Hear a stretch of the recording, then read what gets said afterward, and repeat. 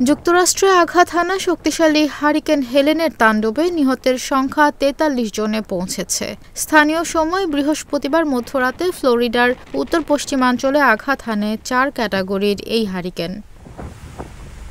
বিবিসির মার্কিন অংশীদার সিবিএস নিউজ আজ শনিবার এ তথ্য নিশ্চিত করেছে।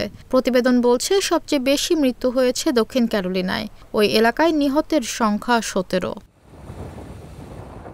স্থানীয় কর্মকর্তারা ৬টি ভিন্ন কাউন্টিতে মৃত্যুর বিষয়টি নিশ্চিত করেছেন। নিহতের মধ্যে ২ জন দমকল কর্মী রয়েছেন। বাড়ির ওপর গাছ পড়ে মারা গেছেন ২ জন। জর্জিয়ায় আরও ১৫ জন মারা গেছেন। ফ্লোরিডায় কমপক্ষে ৮ জন, উত্তর ক্যারোলিনায় ২ জন এবং ভার্জিনিয়ায় ১ জনের মৃত্যু হয়েছে। ঝড়ের প্রভাবে ভারী বৃষ্টিতে রাস্তাঘাট ডুবে গেছে। বন্ধ করে দেওয়া হয়েছে ফ্লোরিডা বিমানবন্দর। বিদ্যুৎ বিচ্ছিন্ন হয়ে পড়েছে লাখ লাখ মানুষ। হেলেনের তাণ্ডবে বিদ্যুৎ বিচ্ছিন্ন হয়ে পড়েছে অনেক এলাকা।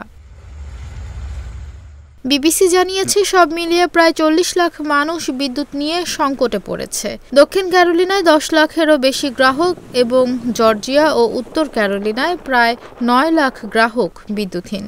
ওহাইওতে কোনো মৃত্যুর কথা না জানা গেলেও ৩ লাখের বেশি গ্রাহক বিদ্যুৎহীন। ঝড়ের প্রভাবে নানাভাবে আহত হয়েছেন অনেকে। তাদের হাসপাতালে নেওয়া হয়েছে। উদ্ধার তৎপরতা অব্যাহত আছে। ফ্লোরিডা ও আশেপাশের অঙ্গরাজ্যের সব শিক্ষা প্রতিষ্ঠান বন্ধ করে দেওয়া হয়েছে। ঘন ঘন প্রাকৃতিক দুর্যোগে আতঙ্কিত ফ্লোরিডার বাসিন্দারা। অঙ্গরাজ্যটি গত ১ বছরে এ নিয়ে তৃতীয়বারের মতো হারিকেনের কবলে পড়েছে।